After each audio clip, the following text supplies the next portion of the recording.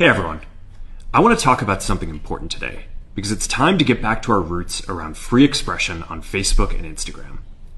I started building social media to give people a voice.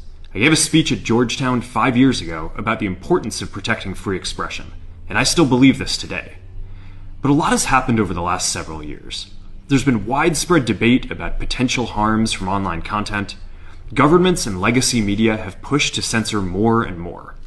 A lot of this is clearly political, but there's also a lot of legitimately bad stuff out there. Drugs, terrorism, child exploitation. These are things that we take very seriously, and I want to make sure that we handle responsibly. So we built a lot of complex systems to moderate content. But the problem with complex systems is they make mistakes.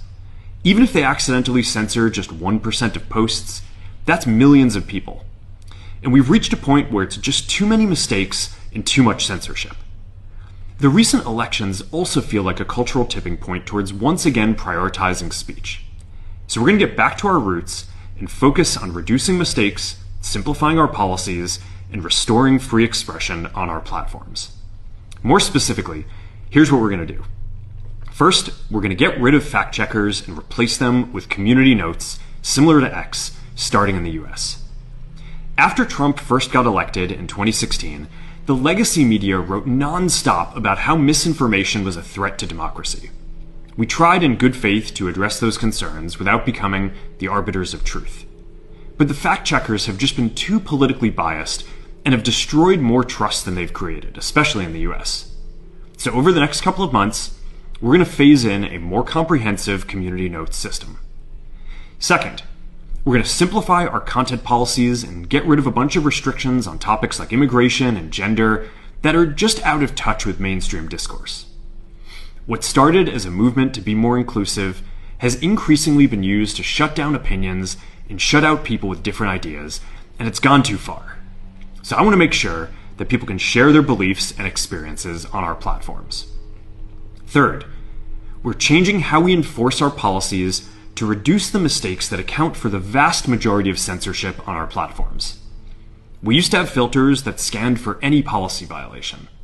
Now, we're going to focus those filters on tackling illegal and high-severity violations. And for lower severity violations, we're going to rely on someone reporting an issue before we take action. The problem is that the filters make mistakes, and they take down a lot of content that they shouldn't. We're also going to tune our content filters to require much higher confidence before taking down content. The reality is that this is a trade-off. It means we're going to catch less bad stuff, but we'll also reduce the number of innocent people's posts and accounts that we accidentally take down. Fourth, we're bringing back civic content. For a while, the community asked to see less politics because it was making people stressed, so we stopped recommending these posts. But it feels like we're in a new era now, and we're starting to get feedback that people want to see this content again. So we're going to start phasing this back into Facebook, Instagram, and Threads while working to keep the communities friendly and positive. Fifth, we're going to move our trust and safety and content moderation teams out of California, and our US-based content review is going to be based in Texas. As we work to promote free expression, I think that it will help us build trust to do this work in places where there is less concern about the bias of our teams. Finally, we're going to work with President Trump to push back on governments around the world that are going after American companies and pushing to censor more. The US has the strongest constitutional protections for free expression in the world. Europe has an ever-increasing number of laws institutionalizing censorship and making it difficult to build anything innovative there. Latin American countries have secret courts that can order companies to quietly take things down. China has censored our apps from even working in the country. The only way that we can push back on this global trend is with the support of the US government. And that's why it's been so difficult over the past 4 years when even the US government has pushed for censorship. By going after us and other American companies, it has emboldened other governments to go even further. But now we have the opportunity to restore free expression, and I am excited to take it. It'll take time to get this right, and these are complex systems. They're never going to be perfect. There's also a lot of illegal stuff that we still need to work very hard to remove.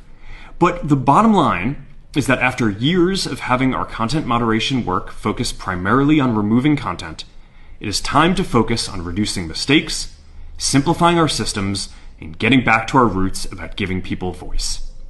I'm looking forward to this next chapter. Stay good out there, and more to come soon.